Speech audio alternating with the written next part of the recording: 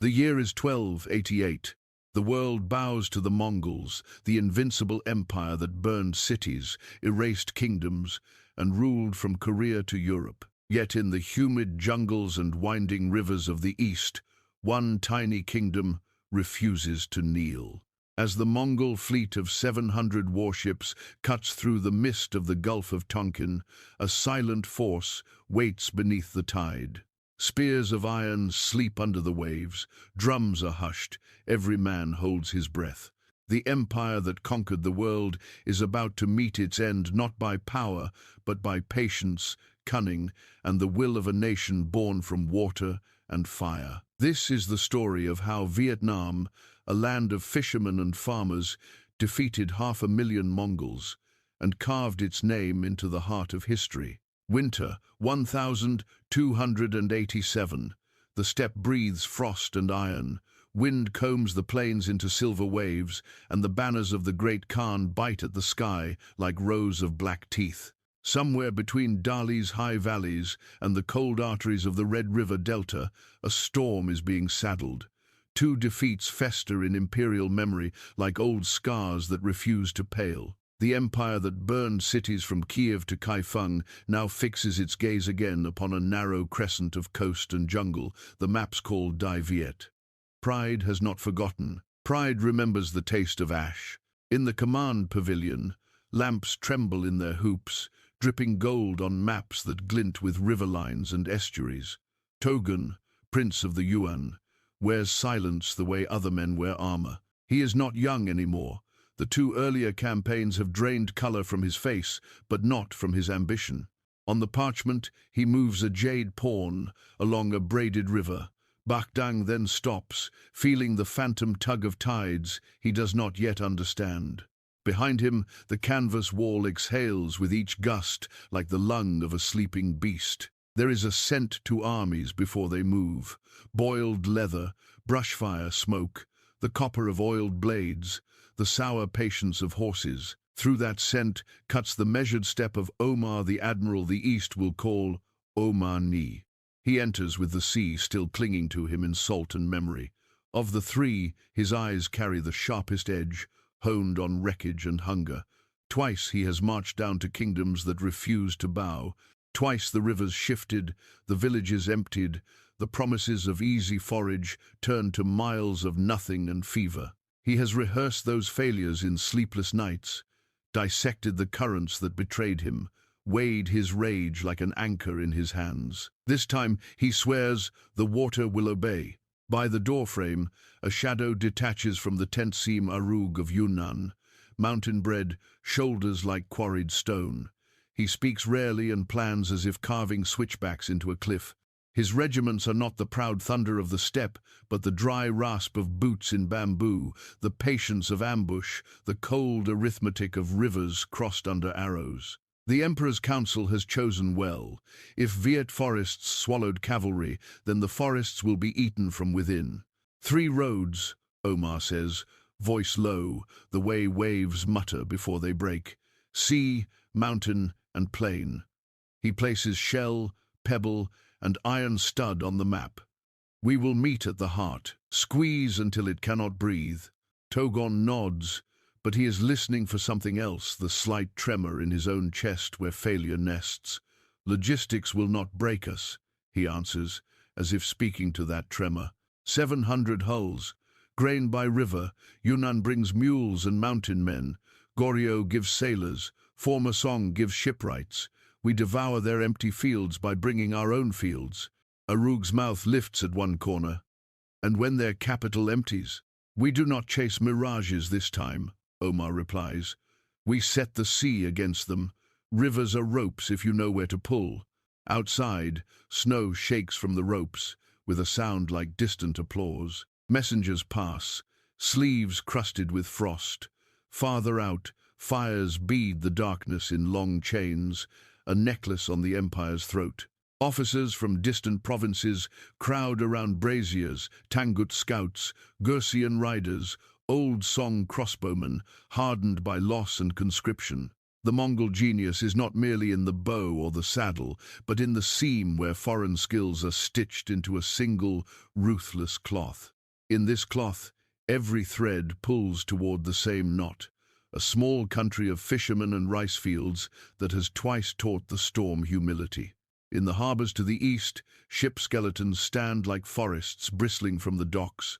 Cauldrons boil, bending planks with steam. Hawsers groan, keels slide into water with the clean, dangerous grace of swords unsheathed. Omar walks those quays long after curfew, counting hulls and men, feeling each tide with his palm laid open to the night, learning the breath of the sea he aims to weaponize. The sailors of Goryeo exchange glances, measuring their admiral's fury and finding in it the steadiness of an oarlock. He is as relentless as salt. He returns to every wound until it no longer bleeds. In Yunnan, Arug's columns unspool along ridges, then vanish into cloud like ink stroked into silk. He drills the men to climb with silence, to listen for bamboo that speaks of ambush, to read the slope of rain. No banner flutters above them, only the grey of rock and the slow, merciless rhythm of feet that have accepted distance as destiny. When he looks south, he sees not a nation, but a puzzle of river mouths and mud, where clever men turn tides into traps. He admires cleverness the way a hunter admires the cunning of prey, enough to study, not enough to hesitate. And Togon? He writes to Khan and court in a script controlled as a blade balanced on its point. His letters promise resolution. They argue that the universe favors the patient. They do not mention the nights he stands alone, when wind fingers the seams of the pavilion and the map's blue lines flash like veins beneath parchment skin. He sees two kings slipping from nets, a capital that turns to smoke, a people who vanish with their granaries and return with their rivers. Pride, he knows, can be bridle or blindfold. He chooses bridle, tells himself the horse is already his. At dawn, the drums begin, hammering wood that carries across snow to the farthest picket, down ravines, out to harbors where anchors rise, dripping and gulls lift like torn paper. Columns ripple to motion. Quartermasters tally grain the way priests count sins. Farriers feed fire with nails. The nails become shoes, the shoes become thunder. Somewhere a boy becomes a soldier because someone hands him a bow. Somewhere a veteran ties a scarf around his wrist and remembers the first time he believed the empire could not lose. Between this machine and its destination lies a labyrinth of water, mangrove and estuary, tide teeth and sandbars, places where the river pretends to sleep but is only laying a snare. The steppe language has few words for such treachery. Đại Việt has many. In thickets and stilted hamlets, fishermen speak of currents by name as if of kin. Their generals listen to the moon, then to the mud, then to the silence that gathers just before a tide turns. But that is their story, and this is the hour before stories meet. Omar straightens. "Sail," he says. Arug tightens his glove. "March." Togon lifts his hand, and the horizon lifts with it. What moves southward is not merely an army, but a conviction made of iron, ash, and unspent rage. The hooves chew the world to distance. The oars beat time into the sea. Banners drag shadows the size of kingdoms across the snow. Twice, a small country taught the empire how to retreat. Now the empire intends to teach that country how to end. Yet, under the winter's hard shell, the rivers are already remembering the spring. And in the south, a patient mind is setting stakes where the water forgets and remembers by moonlight. Spring wind rolls across the Red River plain, carrying the smell of wet earth and the faint music of drums from distant villages. The court of Đại Việt gathers beneath the tiled roofs of Thang Long. The capital is quiet, too quiet. The people know the storm from the north is coming again. But this time, the kingdom does not tremble. It breathes as one. Inside the imperial hall, the Emperor Trần Nhân Tông sits high beneath the golden canopy. Around him are nobles, generals, scholars' faces, carved by years of survival. Behind the calm of their eyes burns a single truth. the Mongols will return. Twice the empire of the steppe has crossed the border, twice it was forced back. Now the third invasion looms like thunder crawling over the horizon. The drums stop. Silence tightens like a bowstring. From the west door, a figure enters in plain armor, hair streaked with silver, yet his stride is steady as a drawn blade. Trun Đạo, the grand commander of the realm, bows low.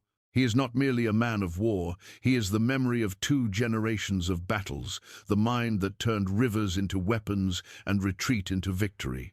Every soldier in the land whispers his name as if it were both shield and prayer. He kneels, voice calm. Your Majesty, the enemy gathers. Their fleet darkens the sea, their riders shake the mountains. But the hearts of our people are not the same as before. The fire that once flickered now burns across every village. The emperor studies him, seeing both the general and the weight of destiny behind his shoulders. Then tell us, Duke of Quoc Tuan, he says quietly, what must be done? Hung Dao rises. We do not fight the Mongols with strength alone. We fight them with will, with patience, with the unity of this land. But unity must be more than decree. It must come from every home, every elder, every farmer who grips a hoe as if it were a spear. Whispers ripple through the hall. Old courtiers glance at one another. To summon unity, the nation must speak. Thus is born the call for Dien Hong, the great assembly of elders from every province. The Dien Hong Assembly. Days later, the great courtyard of Thang Long fills with the voices of the land. Thousands of grey-haired elders stand beneath banners, fluttering in the dawn. Their robes are simple, but their presence is immense. They are the spine of the nation, the living memory of its soil.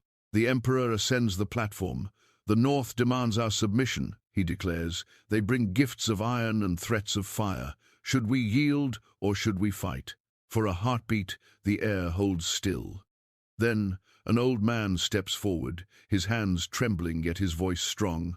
We would rather die than bow. A murmur swells, then a roar. Fight! Fight! The word rolls across the courtyard like thunder, growing, multiplying, shaking the tiles of the imperial roof.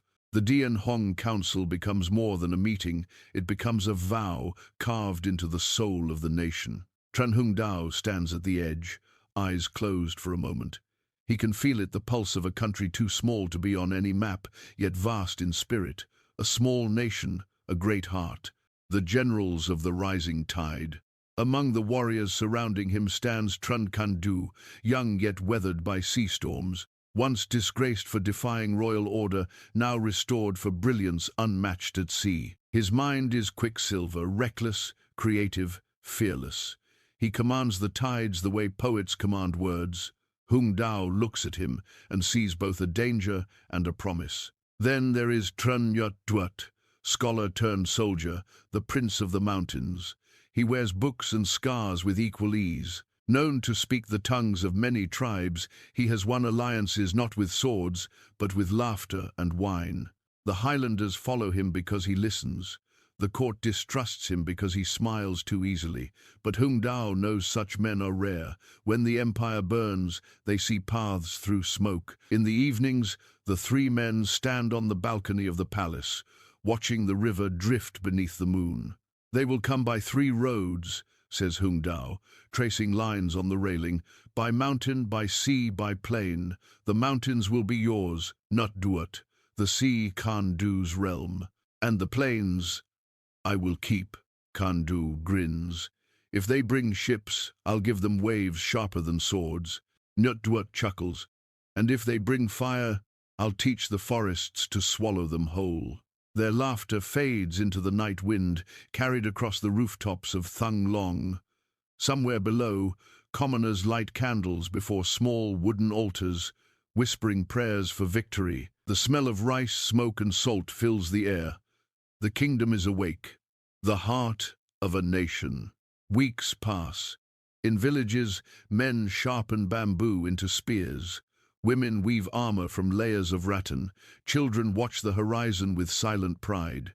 The monks of Yentu chant through the nights, their voices blending with the cry of owls. Even the rivers seem to hum, a single rhythm, slow, patient, waiting. Trần Hưng Đạo moves through training fields like a shadow, speaking softly to captains, correcting a stance, a bow, a thought. He does not shout. His calm terrifies more than any roar. In his tent, he writes to his soldiers, "If the enemy comes strong, we yield. If they tire, we strike. If they fear, we chase. Remember, to protect this land is to protect your name. And a name lost is a nation lost." He seals the letter with wax and sends it downriver to every unit. That night, as rain falls across Thăng Long, the emperor visits him. The candle between them sputters. "Do you believe we can win?" the emperor asks. Hưng Đạo looks up. "I do not believe, Majesty. I know. The enemy has 500,000 men. We have one thing more, the will not to vanish." The emperor nods slowly, the fear in his eyes replaced by something quieter, heavier faith. At dawn, the first cranes cry over the river. The kingdom stirs. Blacksmiths strike iron. The rhythm echoes through valleys like the beating of a colossal heart. From north to south, from mountain to sea, Đại Việt readies itself not as prey, but as memory sharpened into a blade. The empire of the steppe may march with the arrogance of conquest, but it will meet a nation forged from humility and defiance. And as the banners rise above Thăng Long, the words of the elders still echo. Better to die standing than live on our knees. A small country, yes, but a heart vast enough to drown an empire. The wind from the northeast lashed across the gulf, tearing white scars upon the water. The Bay of Van Don stretched before dawn like a labyrinth of grey tides, jagged islands crouched in mist, coral teeth gleaming beneath shallow waves. Trần Can Du stood at the prow of his flagship, cloak snapping behind him, eyes narrowed toward the horizon, where the sea merged with the sky. Beneath his feet, the deck trembled with the growl of oars and the whisper of men waiting for battle. He had failed once already. The Mongol fleet, led by the Admiral Omar, had crushed his first assault days before ironclad monsters rising from the fog, their hulls dwarfing his nimble coastal ships. Arrows rained, fire hissed, and his formation broke apart under the thunder of catapults. The defeat was swift, merciless. Even now, he could still see the glow of burning sails reflected in the pupils of drowning men. When he returned to court, shame followed him like a shadow. Word reached the emperor that the admiral of the Eastern Sea had been outmatched. Trần Can Du bowed before the royal messenger, awaiting judgment. But his heart still burned hotter than his disgrace. "Give me one more chance," he pleaded. "If I cannot redeem myself, let my head roll into the waves I failed to command." The emperor's reply came like cold steel. One last chance. The Mongol armada pushed south, its prows cutting through the water with arrogant ease. But Can Du had seen something Omar's pride had missed. The enemy's warships, mighty as they were, carried little cargo. They moved too fast, too light. Their true supply line, the lifeblood of their invasion, must be following behind. He vanished into the maze of Van Don, scattering his fleet among hidden inlets and narrow coves. Orders passed in whispers, no fires, no drums, no sails, until the tide turned. Days passed. The men grew restless. Food dwindled. The general's silence was stone. Then, one grey morning, the lookout's cry broke the stillness. "Ships to the north, many ships!"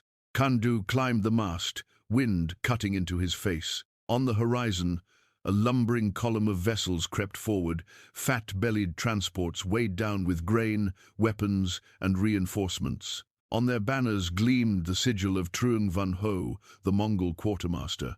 "The gods have answered," Can Du whispered. He ordered the men to prepare the fire arrows and pitch barrels. The fleet fanned out, hugging the shoals, vanishing once more beneath the skin of the sea. The trap was set, fire on the water. The tide rose with the moon. When the first of the supply ships entered the narrow channel, Khan Du's command cut through the dark like a blade. Light them. The sea exploded. Arrows streaked from the shadows, trailing fire like falling stars. Oil barrels burst into pillars of flame. The night turned crimson. The heavy transports groaned, caught between the reefs and the burning tide. Panic rippled down their line. Sailors leapt into the water, only to find the sea itself ablaze. Khan Du's ships swept in from both flanks, their small hulls darting between the infernos, hurling flaming spears and hooks. The air was a storm of screams and smoke. At the heart of the chaos, Trung Van Ho's flagship tried to turn, but the current betrayed him, dragging his vessel into the shallow maw of coral. A final volley struck. The ship split open like a wound. Trung Van Ho fled into the night, his convoy shattered, his supplies sinking into the hungry sea. The Mongol invasion, mighty as it was, had lost its stomach. Without food, without weapons, their war machine began to starve before it could strike. Redemption. When dawn came, Van Don was a graveyard of masts and ash. Smoke curled into the pale sky like black banners of victory. Khan Du stood among his men, armor charred, face streaked with soot and salt. He said nothing for a long while, only watched as the tide carried away the last embers of Mongol ambition. Behind him, the soldiers knelt, their exhaustion melting into silent pride. The general finally spoke, voice hoarse. "Remember this sight. This is what happens when we stop fearing giants." A gull cried overhead, and the bay answered with the crackle of dying fire. Tran Khan Du had redeemed his name. His victory at Van Don severed the arteries of the greatest empire on earth. The Mongols would march hungry, their fleet would wither, and the tide of history would turn. Far inland, when word reached Trần Hưng Đạo, the old commander smiled for the first time in weeks. The letter he sent to Khan Du was brief. "You have burned not only their ships, but their pride. The river will remember your fire." And so it did. Van Don's water carried the ashes of empire, and the wind of the east began to whisper a new name. Victory. Mist clung to the cliffs like smoke from an invisible fire. The mountains of the northwest rose in endless folds, where clouds moved slower than arrows and echoes never died. Here, far from the Red River and the courtly drums of Thăng Long, war had a different face, quieter, rougher, painted in the colors of moss and blood. Trần Nhut Duat, prince, scholar, diplomat, now wore the dust of 1,000 paths. The silk robes of the capital were long gone, his armor was patched with hides, his sword blackened by rain. He had left behind the songs of scholars to command the wildest front of the kingdom, where the enemy from Yunnan, led by the general Arug, poured through the mountain passes like locusts. The Mongols had chosen their road well. These soldiers of Yunnan were no strangers to stone and storm. They came with mules instead of horses, spears instead of banners, and patience instead of pride. The court believed no army could stop them. But Nut Duat, new mountains did not belong to armies. They belonged to those who listened. The gathering of the tribes. He rode alone into the uplands of Tuyen Quang, where the mist swallowed voices, and even the sky felt foreign. Villages watched him from behind bamboo fences. Men with crossbows carved from bone waited, silent as trees. To them, kings were myths, and taxes were wounds. He dismounted, raised his empty hands, and spoke not in the language of the court, but in the tongue of the hills. Few at court knew he could. "I come not for tribute," he said. "I come to fight the ones who will take your land, your sons, and your silence." They stared, uncertain. Then an elder stepped forward, eyes like river stones. "We have seen empires rise and fall," the old man said. "Why should we die for yours?" Nut Duat smiled. "Not for mine, for the forest that hides your children when the soldiers burn the fields. For the mountain that drinks your blood and still stands." That night they shared rice wine by the fire. Stories passed between languages like sparks leaping from log to log. By dawn, Banners of the Highlanders Da, Tai, Nung rose beside the royal pennant of Đại Việt. The alliance was born not from orders, but from trust. The 18 battles. The first clash came in the gorge of Na Ban. Arug's vanguard marched through the narrow pass, confident, unaware of the shadows above. When the signal gong rang once, stones cascaded from the cliffs. When it rang twice, the bamboo forests came alive with arrows. The Mongols fought back fiercely, but the terrain betrayed them, mud swallowing hooves, fog cutting sight to arm's length. They lost 200 men before they even saw their enemy's face. Nut Duat never fought the same battle twice. In 18 skirmishes, he changed the shape of war, sometimes ambush, sometimes trap, sometimes silence. His men struck, vanished, struck again. They attacked supply lines, set false fires to lure scouts, flooded valleys by damming rivers overnight. By the 3rd month, Arug's soldiers had stopped sleeping. Every sound in the forest was an arrow, every bird call a warning. They burned villages that were already empty, chased ghosts that led them into marshes. The highland winds carried laughter mixed with fear, the sound of 1,000 invisible enemies. But guerrilla war was not glory. It was hunger, fever, and the ache of waiting. Nut Duat's men bled from leeches and walked barefoot through rivers turned red. When he himself was struck by an arrow that pierced his shoulder, he tore it out with his bare hand and kept walking. "The mountains do not rest," he said, "neither will we." The duel of minds. In his command tent below the Kunming road, Arug studied maps blackened with smudge marks. "He bleeds me," he told his lieutenants, "not in battles but in belief." He began to burn forests to drive out the guerrillas, but the smoke blinded his archers. He ordered his men to carry their food in sealed jars. They found them poisoned with herbs. He captured villagers, only to realize they were messengers who wanted to be caught, feeding him lies about Đại Viet's strength. When Arug finally broke through the high ridges toward Thăng Long, 3 months had passed, and his army had become a skeleton of what it was. They had won no land, only exhaustion. In the shadows above the valley, Nut Duat watched them go, his body trembling from fever but his eyes steady. He raised his hand, and the signal drums rolled one last time. From the cliffs, a cascade of fire arrows rained down not to destroy, but to remind. The Mongols marched under fire and knew they had been held by ghosts, the Prince of the Mountains. When the survivors of Yunnan finally reached the plain, they were weeks behind schedule. Their supplies dwindled, their morale cracked. The Emperor's main army waited in vain for their arrival. The mountains had devoured them. Nut Duat stood at the edge of a burned village, leaning on his spear. Around him, the Highland warriors sang in rough voices, mourning their dead and celebrating their impossible stand. The smoke curled into the sky like an offering. He looked toward the south, where the Red River gleamed faintly under sunlight, and whispered, "Now the tide can turn." A messenger arrived days later from Trần Hưng Đạo. "You have bought us time, brother of the mountains. 18 battles, 18 walls between us and ruin. The empire still breathes because you made the mountains fight." Nut Duat folded the letter, eyes half closed. "The mountains fought because they remembered who they belonged to," he said softly.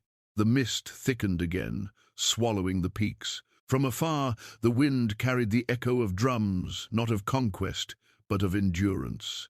The northwest slept beneath its wounds, guarding its silence like a secret victory. And beneath that silence, the heart of Đại Việt beat slow, steady, unbroken. The winter wind came from the north, smelling of ash and distance. On the 13th day of the invasion, the Mongol banners finally appeared on the horizon beyond Thăng Long. Their drums shook the frozen air. The earth itself seemed to bow. Smoke rose from villages already abandoned, from granaries already burned. It was not the smoke of battle but of absence, a silence that stung. From the citadel's walls, Emperor Trần Nhân Tông watched the plains tremble beneath the approach of 500,000 men. His face was pale, but his eyes held no fear, only the weight of knowing. Behind him, the young Emperor Tran, co-ruler of the realm, waited for the final word. They both knew it had come to this, to lose the city in order to save the country. Below, soldiers packed the last of the royal archives into covered carts. Monks carried relics toward the boats at the Red River's edge. No gong, no trumpet, no cry for defense was sounded. The city was not preparing to fight, it was preparing to vanish. Trần Hưng Đạo approached, armor dim beneath the dying light. "Majesties," he said quietly, "it is time." The older emperor turned once toward the spires of Thăng Long. "This city will rise again," he murmured, "but only if we let it fall now." And so the court moved southward, toward Tien Trung, the ancestral home of the Trun clan. The retreat was not chaos, but choreography. Every road they left behind was stripped bare. Every storehouse emptied, every well poisoned, every field burned. The land itself became an accomplice. The people followed the order without protest. They had learned through 2 invasions that survival was sometimes the most cunning form of attack. When the last soldiers crossed the Red River, Hung Dao turned back. The city's reflection trembled on the water, thousands of roofs, gleaming like fish scales in the sun. "Let them take it," he said. "They will find nothing to eat but pride." The fall of Thăng Long. By dusk, Omar's vanguard entered the outskirts. The Mongol admiral rode beneath banners that dripped with frost and glory. His horses trampled the abandoned market stalls. His men kicked open doorways expecting ambush. But no arrows flew. No resistance met them. Instead, there was only emptiness. Streets stretched silent. Houses were gutted. Walls stripped of doors. Even the river quays were barren, boats gone, nets gone, fish gone. Omar dismounted, boots crunching on the ashes of what had been a capital. He had dreamed of this moment since his last defeat, the day he would ride triumphant through Thăng Long and claim it for the great Khan. Yet now, standing amid the void, triumph curdled into unease. A Mongol officer approached. "Commander," he said, "we have searched the palace. The treasure halls are empty, the granaries emptied, the wells fouled. Not a soul remains." Omar stared toward the citadel where banners once flew. "No one? Only statues," the man said, "and silence." Omar entered the imperial hall. Moonlight fell across the throne, dust swirling in silver beams. He walked to the dais, placed his gloved hand upon the seat once meant for kings. It was cold. For the first time in his campaigns, he felt the weight of something larger than war, a resistance made not of men, but of will. "They run because they fear us," one captain offered. "No," Omar said, voice low. "They run because they know us." The mirage of victory. For 2 days, the Mongol army feasted on the illusion of conquest. Fires lit the sky, banners unfurled from the citadel's ramparts. Omar declared the city taken. Reports were sent north, proclaiming victory, but by the 3rd day, the truth began to rot through the celebration. There was no food, no rice in the paddies, no cattle in the fields. The soldiers scavenged, found only burned grain, rotted fish, and the husks of storage jars. The wells ran dry. Men began to fall sick, drinking from the poisoned river. The horses fared no better. Within a week, hundreds lay dead along the roads. The sound of whips and groans replaced the songs of triumph. The once proud army, bloated with conquest, now gnawed on roots and despair. Omar's scouts reported that even the wind betrayed them. Each time they marched, the enemy melted away, leaving behind nothing but smoke and traps. The Mongols, masters of open plains and swift charges, found themselves fighting ghosts among empty villages and dead rice fields. At night, fires flickered along the far banks of the Red River, signals, taunting, reminding them that Đại Việt still breathed. Pride cracking. One evening, Omar climbed the citadel tower. From there, Thăng Long spread beneath him like a carcass picked clean. His armor gleamed faintly under the moon, but his reflection in a bronze shield looked older, thinner, He thought of the empire of banners that had flown from Baghdad to the Pacific and wondered how such a small land could unmake the illusion of invincibility. "Arug bleeds in the mountains," he muttered. "Our supply fleet is lost, and here, the city that should feed us starves us instead." He turned to his lieutenants. "The great Khan rules the earth," he said, "but here the earth itself rebels." For the first time no one answered. The silence was heavier than defeat. Outside the walls, in the distance, the faint echo of drums drifted through the mist, slow, deliberate, unhurried. The rhythm was not warlike but patient, as if the land itself were keeping time, waiting for the tide to turn. Omar gripped the parapet. "Let them have their ghosts," he said. "We will burn them out." But deep inside, he knew, you cannot burn what has already turned to smoke. The seeds of doubt. Days became weeks. The army shrank under hunger and fever. The once mighty Mongol banners hung limp in the damp air. Horses stumbled. Men quarreled. Every dawn brought new graves along the riverbanks. Omar still rode through the streets each morning, forcing himself to believe he commanded victory. Yet each hoofbeat sounded hollow on the stones. The empire's greatest strength, its pride, was beginning to fracture, hairline cracks running through every heart. In the southern hills, word reached Trần Hưng Đạo that the enemy had taken Thăng Long. He only nodded. "Then it begins," he said. To lose the city was to open the snare. The hollow throne. When Omar finally stood again before the empty throne of the Trần kings, his reflection danced in the bronze like a ghost. He had conquered walls, but not the spirit that built them. Around him, the palace whispered in the wind curtains, moving like phantoms, tiles sighing as if they remembered another ruler's step. For the first time, the Mongol admiral understood what his enemies had done. They had given him nothing to destroy, and in that nothingness lay his defeat. The empire had filled the world with conquest, but here, in the heart of a small country, it met a kind of war. It could not name one, fought not with weapons, but with patience and emptiness. The city was gone, the will of its people was not, and somewhere beyond the dark horizon, in the marshes and estuaries of the south, Trần Hưng Đạo was already sharpening the river into a blade. The reed seas, south of Thăng Long, breathed in a language of rustle and hush. By day they gleamed like dull metal under a winter sun. By night they sighed, endless and watchful, as if the land itself were drowsing with one eye open. Here the rivers braided and unbraided, weaving mud into islands and islands into traps. Here hunger learned to speak. The Mongol camps frayed first at the edges. Horses, once thunder-made flesh, chewed bark and roped reeds until their gums bled. Men fought over clay jars of sour water, their lips split white with thirst. Each morning, the quartermaster's lists shortened, not because grain was found, but because the living had become fewer than yesterday's count. Fever crept like a rumor through the ranks, quiet, persistent, undeniable. It lifted a sheen of heat from skins and left a chill that no fire could mend. The surgeons boiled knives and found nothing to cut but time. Reports trickled to Omar and curdled on his table. Arug was delayed beyond sense. The convoy burned at Vendôme had not been a nightmare, but a ledger entry written in smoke. Patrols sent east into the marsh didn't return, or returned with eyes that had learned to stare at nothing. The maps began to feel like lies.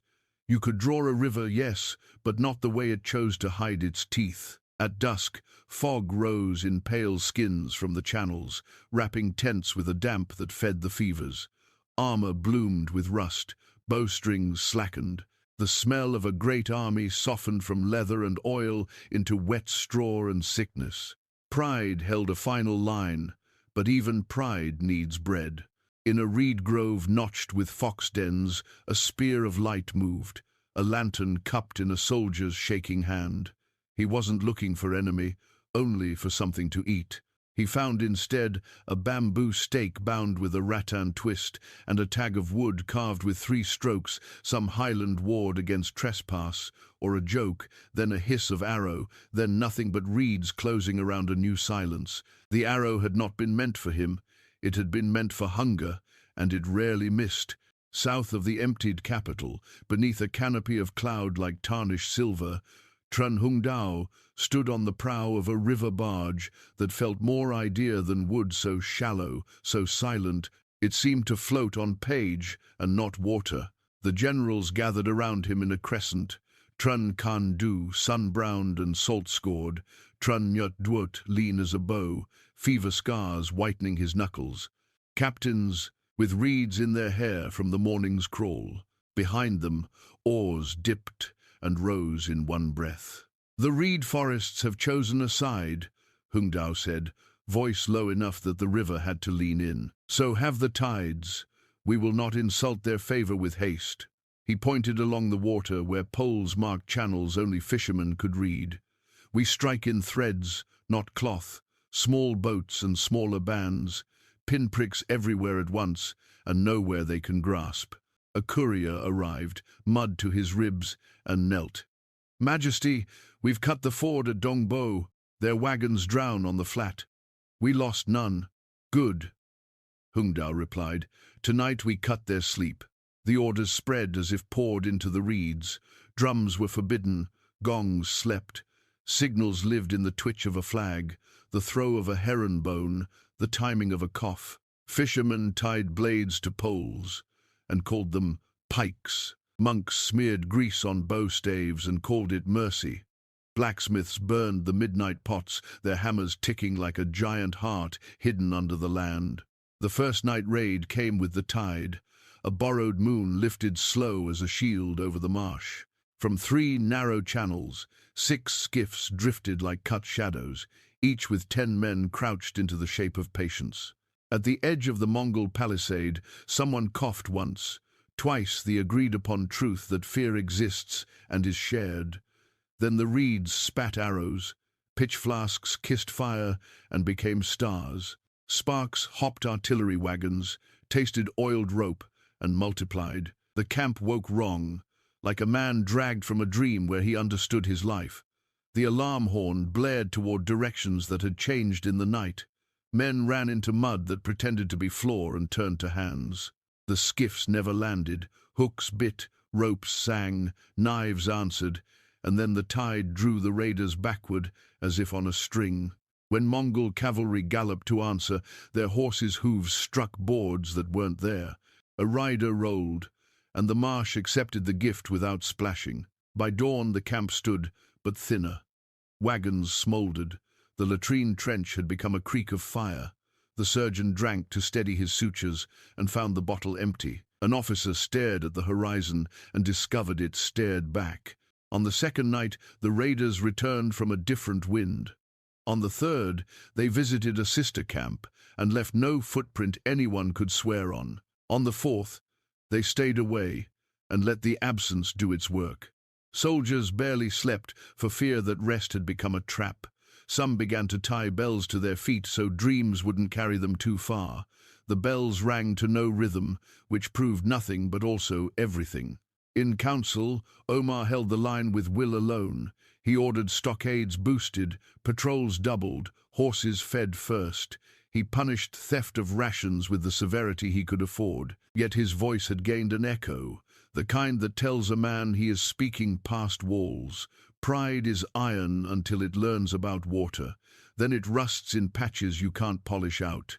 A junior captain, too honest or too young, whispered what many had started to think. "Commander, this city we own owns our hunger. Perhaps we move south, strike, find the kings." Omar shook his head. "We move when we choose, not when famine chooses for us." He did not add that the southern rivers were stranger than these, with mouths that bit and bars that travelled, that his fleet had been cushioned tight by an emptiness more efficient than any wall, that each step forward might be into a story his enemy had written in mud. He did not add that each sunset felt farther from the day he believed conquest was a straight road. Meanwhile, Hưng Đạo seeded the shoreline with skirmishes like a sower with grain. At Kualuk, a patrol found its path narrowed by nets that yielded to feet and then drew closed. Men fought the mesh as if it were a concept. How do you stab an idea? and sank into a parable none of them could later repeat without shaking. At Ninjiang, a decoy fire lit the sky. The response rode hard into a gully where stakes waited like teeth, their tips cured in brine. On the tow leach, a trio of boats approached the Mongol dock flying a pilfered banner. When hailed, they saluted correctly and then loosed a swarm of hornets the monks had been kind enough to persuade into jars. The insects explained a new theology of panic to everyone present. None of these were battles worthy of a court painter's scroll. Each earned only a line in a ledger of attrition. But lines add, and when they do, they write the story themselves. The letters from scouts grew bolder. Enemy forage parties are smaller each day. Their cooks thin the porridge with water and then with hope. Horses collapse where they stand, and no one has the rope to lift them. The dead are buried shallow. The river returns their names. Hung Dao read every report and set them down like stones across a stream. When a captain asked for permission to push for a larger engagement, he refused with a softness that cut deeper than a shout. "We do not hunt a drowning man by diving with him," he said. "We stand on the bank and hand the river a spear." Sickness did the arithmetic faster than any general. Dysentery taught legions to kneel in mud and beg their bodies for compromise. Ague preached its cold, hot gospel. A cough leapt tent seams and learned the names of lieutenants. Priests' hands grew raw from rites and hinges. The gravediggers started to number mounds, then stopped. Counting suggested a promise they could no longer keep. Worse than the fevers was the shrinking of the world. Men who had ridden a continent now measured their lives by the distance between tent and cookfire. The empire's map, once the size of a sky, had become a circle of damp canvas and a handful of reeds that rasped at night like a pen across paper, writing something they could not yet read. On a moonless midnight, the raiders came close enough to whisper. Voices rose beyond the palisade. A fisherman telling a joke in a dialect no Mongol knew, then laughter, then a child's song, impossibly soft. Archers loosed into the dark and hit nothing that made a sound. The laughter again, now behind them. A captain swore, and men found themselves aiming at reeds that swayed without wind. "Stop," Omar ordered, hating that his voice carried strain. "Save arrows for day." One of his lieutenants stared into the black. "They are not men," he breathed. "They are exactly men," Omar said. "That is what terrifies you."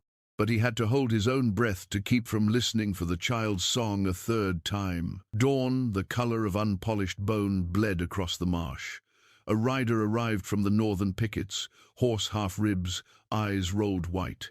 His message was simple. The Yunnan column had not appeared. Arug's path was a wire that hummed with no weight. Between mountain and plain, something had swallowed time. Omar's jaw worked.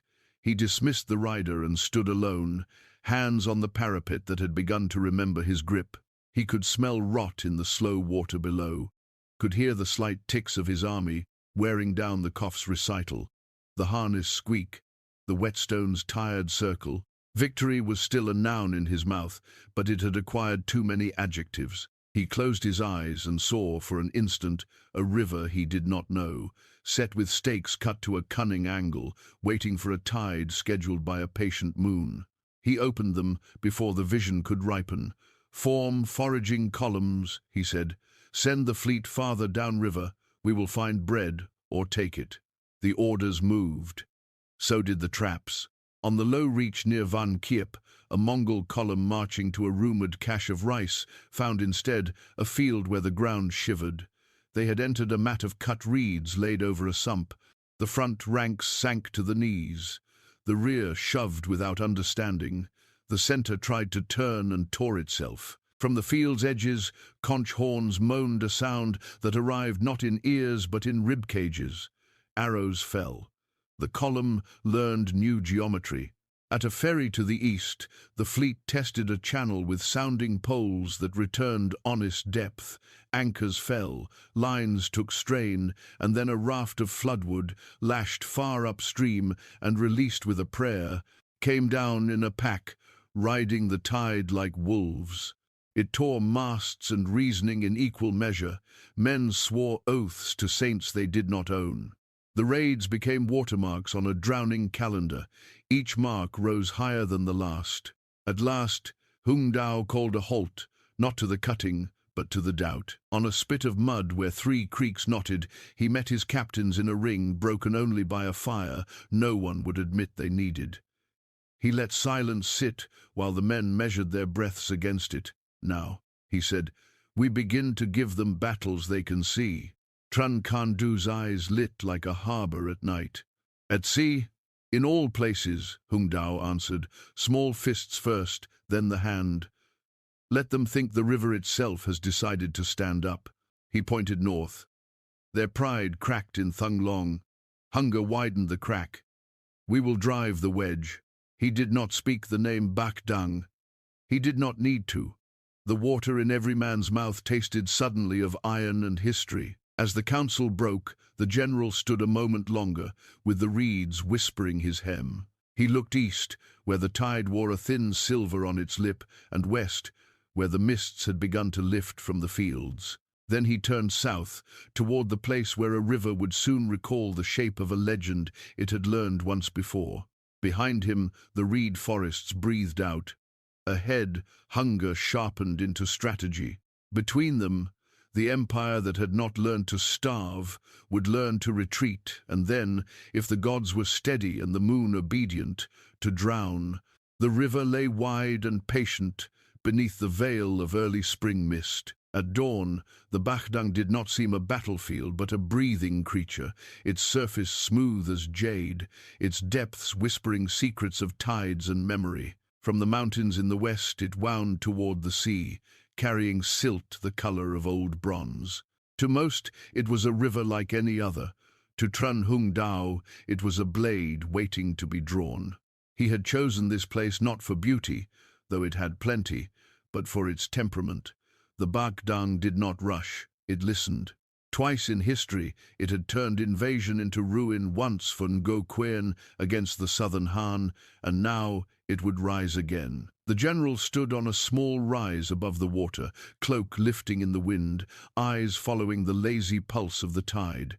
He could feel the river breathe, inhale from the sea at dusk, exhale toward it at dawn. In that rhythm lay the trap, the river as weapon. Maps and strategies could not measure what the senses could. Hung Dao walked the banks by moonlight, marking places where the current curled, where sandbars shifted, where the mud swallowed footsteps without protest. Fishermen guided him through hidden channels, their boats gliding like shadows. They spoke of how the tide could drop faster than a heartbeat, of how the water sometimes fell away so swiftly that the riverbed rose in jagged teeth of rock and mud. He listened more than he spoke. A battle, he said finally, is not won by strength but by timing. The river must be taught when to bite. Under his orders, hundreds of carpenters, soldiers and villagers gathered in silence. In the coves along the lower estuary, forests fell not in waste, but in purpose. From the trunks of ironwood and limb, they carved sharpened stakes longer than a man, fire-hardening the tips until they gleamed red in the torchlight. The air filled with the scent of resin and smoke, with the hiss of steel biting wood. Each stake bore a soul, the sweat of the peasant who shaped it, the breath of the woman who tied the hemp rope, the callus of the soldier who carried it into the night. The work beneath the tide. They worked by the moon, for daylight would betray them. The river, at low ebb, revealed its secret bones. Barefoot men waded through the shallows, their shoulders straining beneath the weight of the stakes. Commands passed in whispers, deeper, left, hold. One by one, the sharpened logs were driven into the mud with stone mallets. Each blow sounded like a heartbeat through the fog. When the tide rose again, the water swallowed everything. The next morning, nothing remained but calm, innocent ripples. The soldiers smiled, knowing death now lived beneath the surface. Hung Dao stood waist-deep in the chill current, watching his men drive the final row. "Let them sail where they believe the water is safe," he said. "The river will remember otherwise." The general's engineers placed markers, hidden poles, painted with river clay, to guide the Vietnamese fleet later through the only safe channels. Beyond those paths, the river would turn to a forest of spears. Every stake was placed by calculation, not chance. Angles precise to catch the hulls of heavy ships when the tide receded, depth measured to deceive the enemy's soundings. It was an art of patience, geometry written in mud and tide, nature as ally. The landscape conspired in silence. Around the estuary, mangrove roots tangled into walls, and reeds bowed with the wind. The air smelled of salt and rain. Far to the north, storm clouds gathered like listening gods. When thunder rolled, it drowned the sound of hammers. Even the birds seemed to know their part. They wheeled away at dusk, leaving the river still.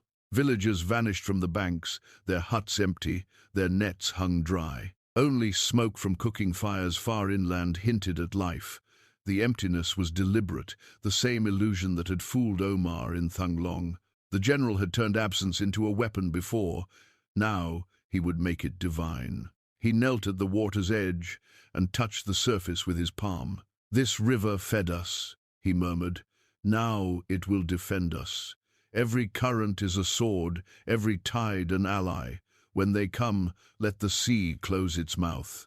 The calm before the tide. At dusk, mist thickened again. Across the upper reaches, small boats slipped through the fog like fish. They were scouts, each guided by men who had memorized the heartbeat of the river. They carried messages, decoys, and fire small controlled flames hidden in clay pots. Downstream, at Truc Dong and Yenjiang, flotillas waited beneath camouflaged canopies of reeds.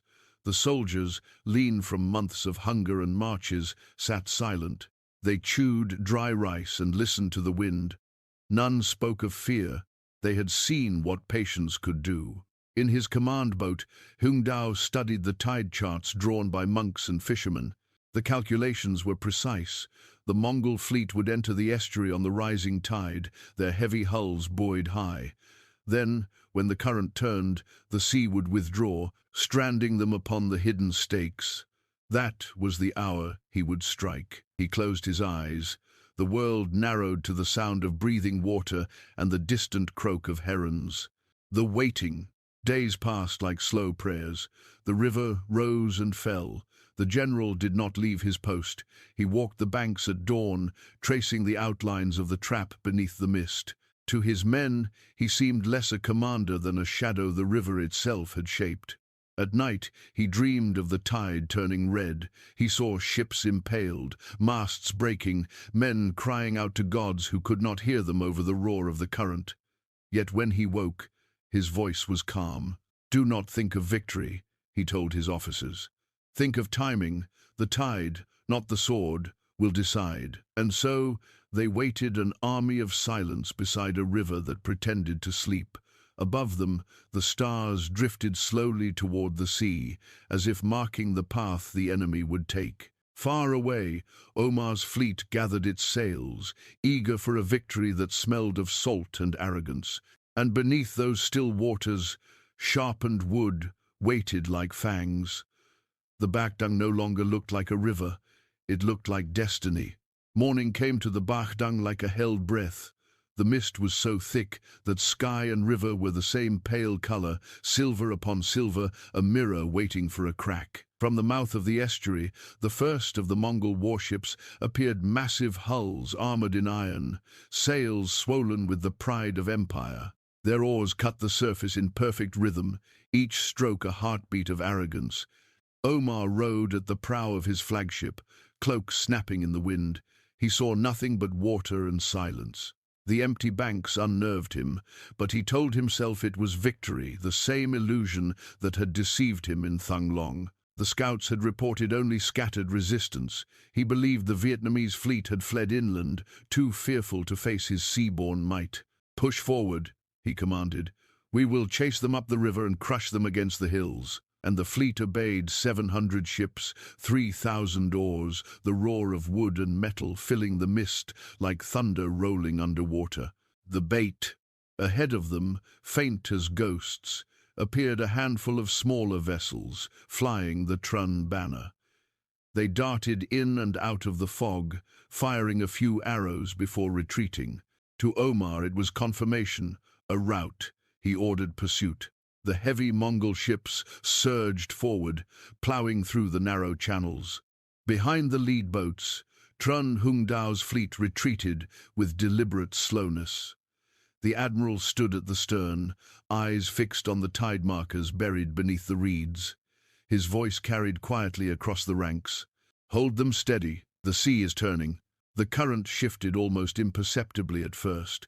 The water thickened, its color darkening from silver to steel. The wind changed direction. To those who knew the river, it was the breath before the bite. The trap springs.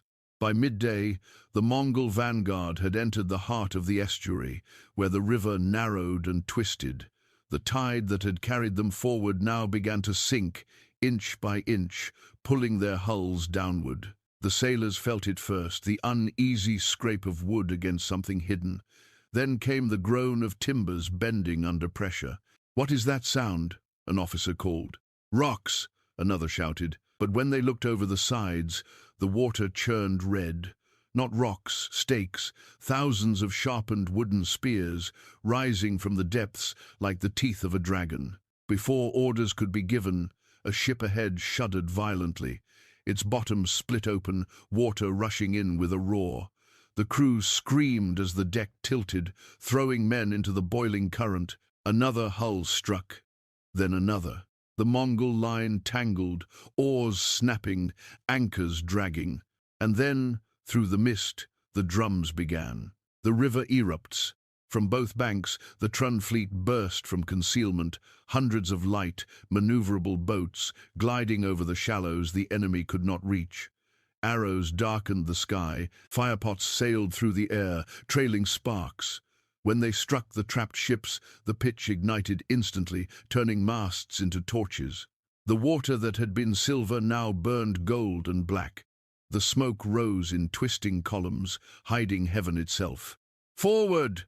Hung Dao's voice rang over the drums. His ships cut through the chaos, ramming crippled enemies, boarding others. Spears thrust, blades flashed, and the shouts of men mingled with the crackle of fire and the low roar of the receding tide. Omar tried to rally his fleet.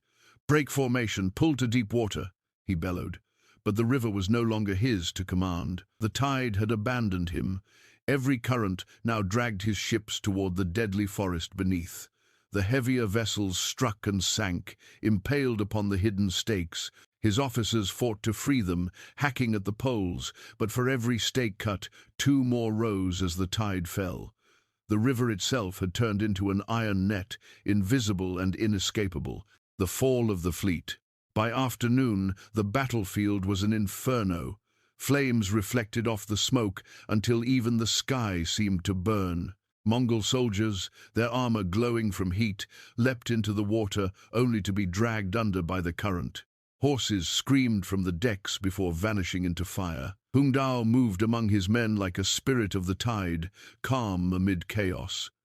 "Aim for the hulls," he commanded. "The river will finish the rest." His captains obeyed, launching fire arrows in precise arcs. Each strike drew a cheer, drowned by the thunder of collapsing masts. Omar's flagship, trapped in the center, burned from bow to stern. He stood on the deck, sword drawn, watching his empire die in the reflection of the flames. "Retreat!" he shouted at last, voice hoarse. "Save whoever you can." But retreat was a word the river refused to understand. Boats overturned, oars vanished, sails tore. The tide, now at its lowest, revealed the forest of stakes in full thousands of blackened spikes jutting from the mud, each crowned with a fragment of shattered hull. The Mongol fleet, once the greatest in Asia, had been turned into a graveyard in a single day. The silence after. As dusk fell, the noise faded. The last of the flames hissed into the water. Charred beams drifted downstream, carrying the empire's pride upon the tide that now began to rise again. The stakes disappeared once more beneath the silver surface, as if nothing had happened. Hung Dao stood on the shore, his armor scorched, his face streaked with soot. Around him, soldiers knelt in exhausted reverence. He said nothing for a long time. Then, quietly, "The river has kept its promise." Far off, across the water, Omar's survivors rode into the darkness, few, broken, silent. The general watched until even their silhouettes vanished. The tide climbed, smooth and calm, hiding every wound. Only the scent of ash and victory lingered in the mist. That night, under a moon reborn from smoke, the river of stakes glimmered like silver once more, peaceful, beautiful, and deadly. The empire of the steppes had met its end, not on land or by sword, but in the quiet cunning of water.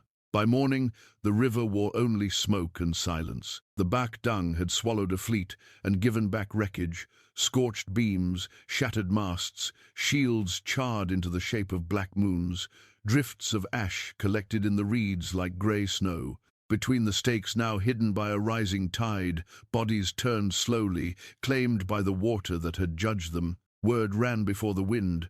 The Mongol host was broken. Columns that had marched with iron certainty now moved like shadows, tearing apart at dawn. Officers shouted orders that reached no one. Horses stumbled and would not rise. Men threw off armor to lighten sorrow, and found sorrow lightened nothing. The empire that had taught continents to kneel discovered the weight of standing alone. In the marshes to the east, a cluster of surviving warboats fled, their oars slapping panic into the water. Omar stood among them, face black with soot, hair stiff with salt and smoke. He had seen armies die, cities burn, kings bow. He had not seen a river take command. Pride tried to shape the day into a story he could survive, but the current edited each sentence, and every edit ended with silence. They threaded a channel they did not know, racing tides they could not read. Ahead, the fog thinned into gleam, promising the open sea. Behind, drums began again low, unhurried, like the heart of a thing that had already eaten. From both banks, light hulls slid from reeds, not blocking the way but narrowing it, the way the mouth of a snare narrows as an animal hurries through. "Faster!" Omar shouted. "The sea, take us to the sea!" His helmsman nodded, eyes wide. Then the water changed. It looked the same and felt different, the grip beneath it tightening, the breath of the river drawing in. A pole touched bottom and found not depth but tooth. The prow lifted, dropped, screamed on wood. The boat stopped, as if seized by a giant hand. From the haze to starboard, another Vietnamese craft kissed alongside.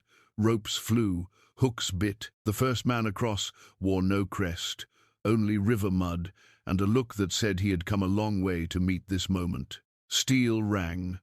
The fight was short, not because it was easy, but because it was certain. Omar fought as men do when the world demands an answer and has already chosen it. He cut one rope, then another. A third was a neck, not a line, and his blade hesitated. The pause cost him. A pole slid under his wrist and twisted. His sword fell into the water and did not return. Hands found his arms with a fisherman's knowledge, efficient, unglamorous, final. He was pulled down to the deck and bound with knots learned from tides. When he shouted, the river took his voice and filed it with the others. The cry, "Omani bidbat," leapt bank to bank, boat to boat, until it felt like the land itself was speaking. On distant rises, watchers lifted flags. In villages, doors opened as if a season had ended. Along the road south, refugees turned around and wept without knowing why. Back at the main reach, where smoke still made a false weather, Trần Hưng Đạo stood on the landing and watched the river complete its work. He did not raise his arms or call for cheers. Victory already knew its name. The general's armor was scorched at the edges. Soot had drawn shadows into the lines of his face. Around him, soldiers exhaled the breath they had been holding for months. Some laughed too loudly. Others simply sat and stared at their hands as though the hands were new. "Count the living first," he said, "then the dead." They brought him reports written in damp ink on boards, on silk, on whatever would hold a mark. Numbers gathered, argued, settled. The ruined hulks drifted, turned, sank with small surprise sounds. A boy waded out, pulled a broken oar from the shallows, and held it like a banner. No one stopped him. The day belonged to gestures. When they led Omar ashore, bound and burned, he searched the general's face for hatred and found only distance, as if Hung Dao were listening to a voice far away. The admiral opened his mouth, closed it, and in that closing understood something too late. He had come to fight a man and met a country. "Keep him alive," Hung Dao said. "Let the empire learn from a breathing lesson." He turned back to the river. The stakes, now swallowed by the flood, had become rumor again. The surface wore its old, honest expression, green-brown, thoughtful, innocent.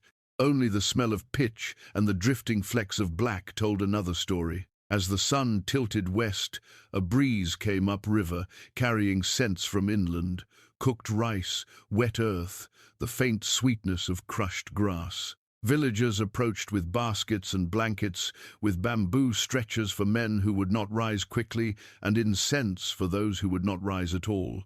Mothers searched faces, brothers found hands. A monk knelt on a plank that had been a ship and chanted as if stitching the world back together with sound. Hung Dao walked the shoreline where the water ended and names began. He paused beside each shrouded form and, if he knew the name, spoke it. If he did not, he said softly, "Konkonuk ne, child of this country," and moved on. At a place where reeds leaned like bowed heads, he stopped.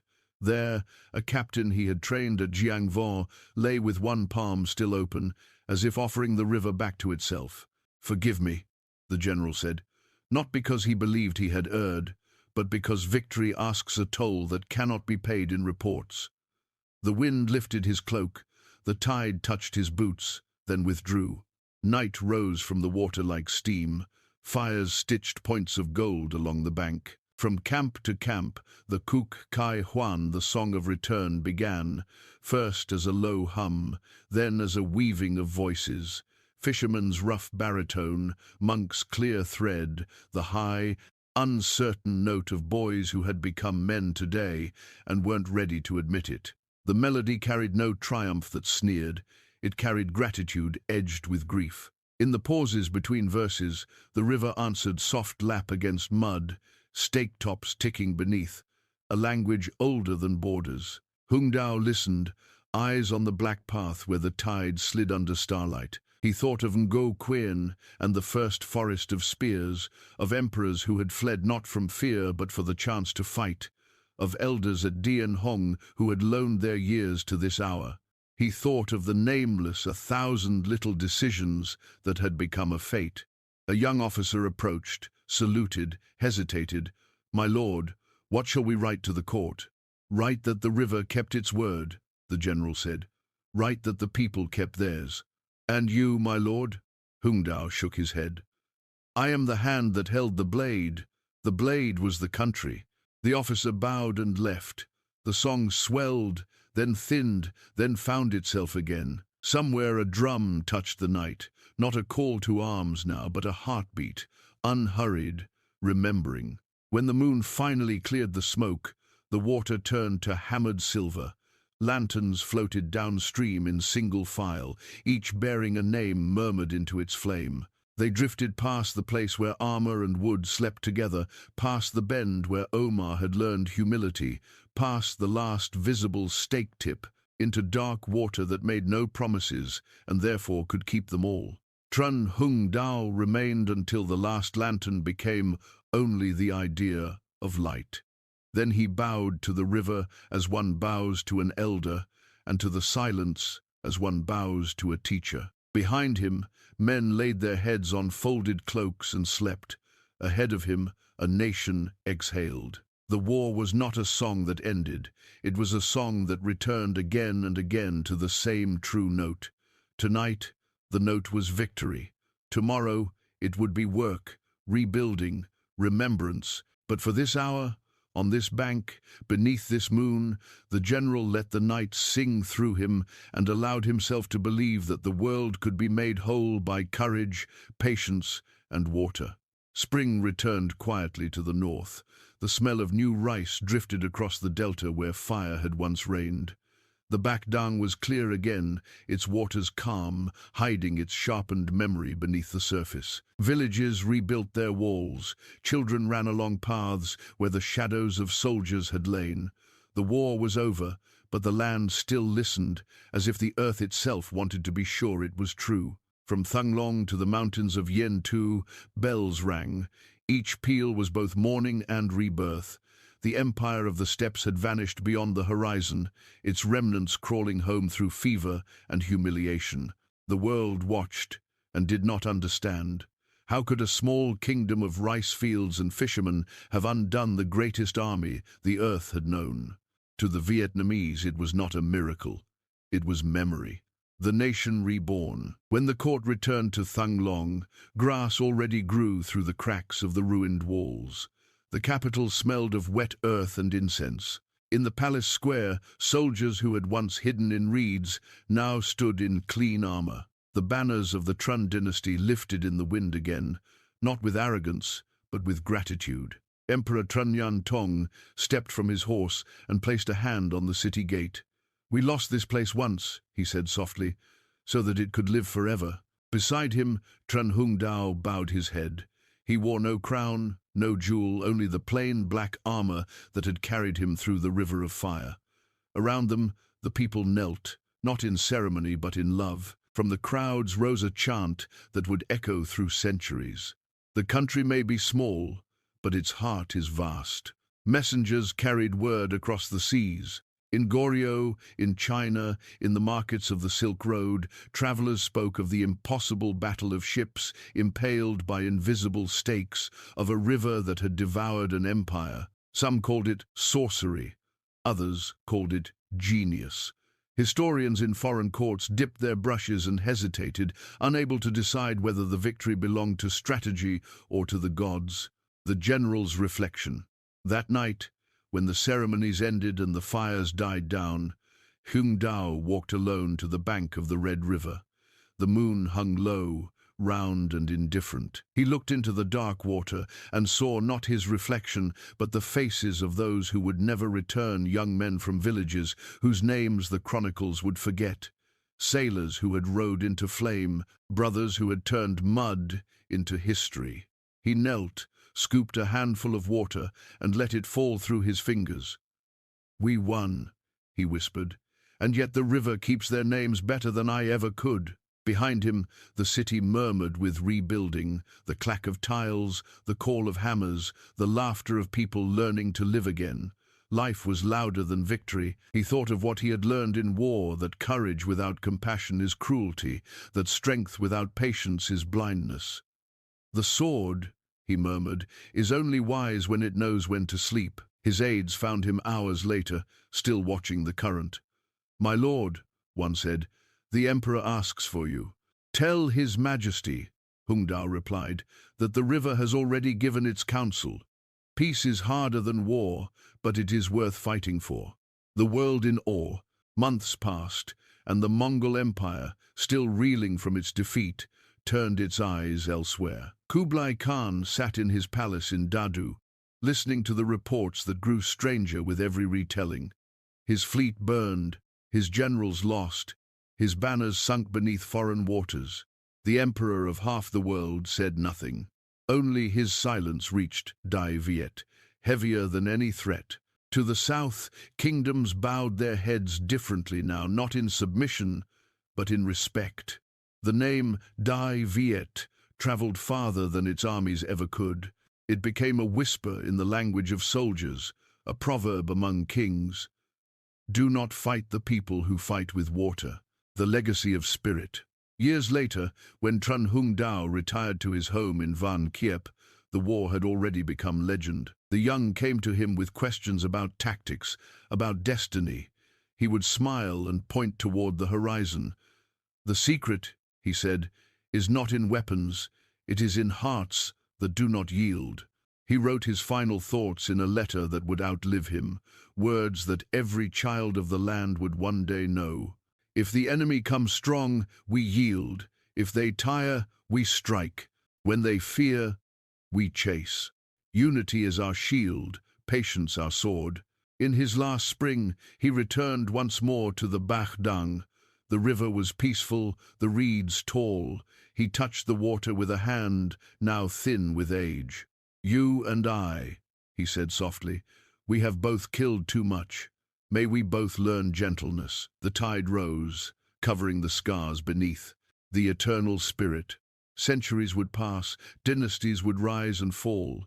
Yet every time the people of Vietnam faced the sound of approaching hooves or the shadow of sails on the horizon, they would remember the river that turned steel into silence. They would remember the general who taught them that victory begins in patience, that freedom grows from unity, that a small land can hold the heart of a continent. The world called it a miracle. Vietnam called it a promise. And so the Hao Ki Na Nam, the spirit of 1,000 years, flowed on like the river itself, quiet, enduring, unbroken. When the wind blew across the Bạch Đằng, it carried not just the scent of salt and silt, but the whisper of that promise. We are the water that never forgets.